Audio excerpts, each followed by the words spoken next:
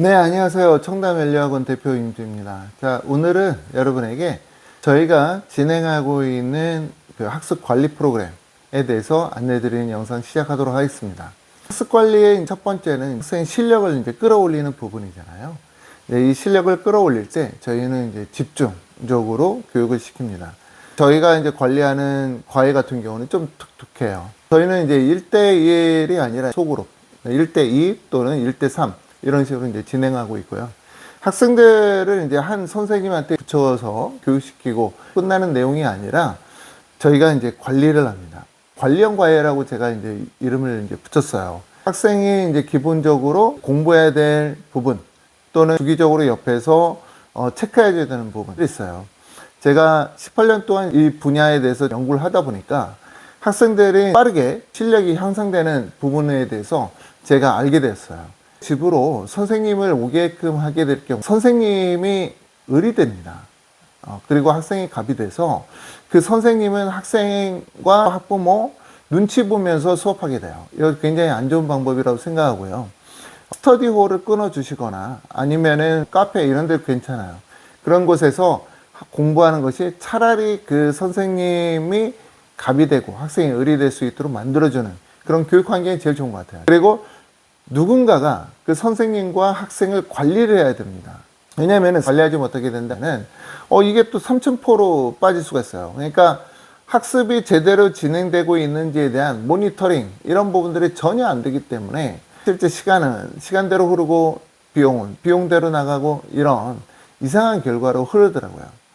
저희가 만든 관리형 프로그램 같은 경우에는 총 3명 이상의 선생님들이 투입됩니다. 그래서 이 관리자가 계속적으로 선생님과 학생을 모니터링하게끔 해요. 그래서 학생이 공부하는 부분에 대해서 어떤 부분을 공부했는지 아웃풋이 나오는지 안 나오는지까지 들어가기 때문에 선생님이 학생을 공부시킬 때 더 신경을 쓰게끔 하고 학생 또한 공부를 하는 데 있어서 자기 아웃풋을 끌어올릴 수 있도록 하는데 목적을 두고 있어요. 그럼 과연 이게 어떤 식으로 운영되는지 제가 오늘 시간표를 들고 나왔습니다. 1대1도 가능하지만 이상적인 것은 1대2로 보고 있어요. 그래서 2명의 학생이 같이 신청해 줘도 좋고요. 친구끼리 같이 와도 좋습니다. 저희가 어떤 내용으로 진행하는지 함께 보도록 하겠습니다. 우선은 이제 초등학교 학생들을 위한 내용 먼저 볼게요. 초등학교 학생들 같은 경우에는 1학년 학생들은 오랫동안 앉아있기 좀 힘들 것 같아서 3학년 이상 학생들을 대상으로 하고 있고요. 9시에서 9시 30분까지는 저희가 이제 테드 강의 듣고 유학 발표하는 훈련을 하게 됩니다. 사실 이제 학생들에게 많은 장점을 줄 수 있는 강의들이 많이 들어있어요. 그런 내용을 좀 듣고 그리고 유학하면서 발표하는 훈련이 매일 이루어지는 거예요. 9시 반서부터 10시 반까지는 토플 주니어나 웹 테스트 지문을 이제 학습하게 돼요. 그래서 이제 메인 아이디어를 요약하고 빈칸 채우기, 추론 문제 이런 것들을 통해서 학생의 리딩 실력을 이제 끌어올리는 내용입니다. 10시 30분서부터 11시까지는 휴식 시간이고요. 11시부터 12시까지 1시간 동안 다시 리스닝하고 스피킹 이제 훈련을 하게 됩니다.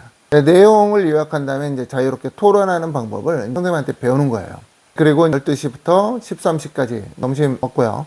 13시부터 13시 50분까지는 라이팅을 이제 공부하게 됩니다.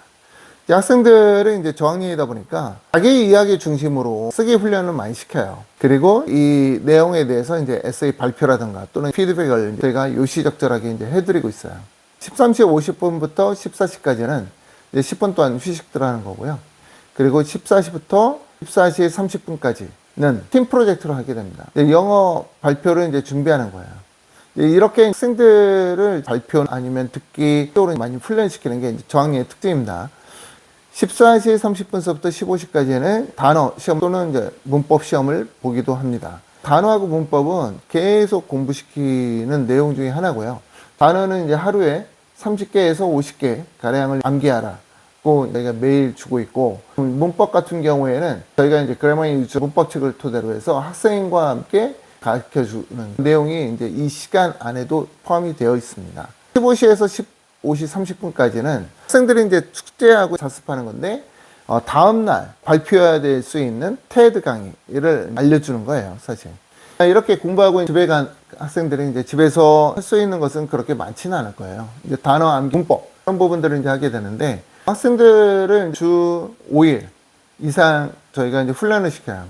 그러니까 하루에 이렇게 이제 공부하고 나서 집에 가서 또 다른 학습하기에는 학생들이 힘들 거예요. 그래서 가급적이면은 저는 집에 가서 쉬라고 얘기하고 또 다른 학원 돌리거나 또는 수학 공부 시키거나 이러는 것은 좀 참아달라고 합니다. 우선은 학생이 영어가 좀 끌어올린 상태에서 다른 과목들을 들어가는 게 좋다라고 얘기를 해요. 영어 과목이 안 올라와 있는 상태에서는 수학을 같이 할 경우에 영어에 집중하기 매우 힘들어요. 그래서 이렇게 공부한 다음에 집에 가서는 운동을 하거나 아니면은 좀 쉬어라 라는 말씀을 드립니다. 물론 매 주마다 저희가 테스트를 보고 보름에 한 번씩 주니어 토플 테스트 봐서 이 학생이 어느 정도 목표치에 올랐다라고 할 경우에는 수학이나 다른 과목을 이제 들어갈 수가 있습니다.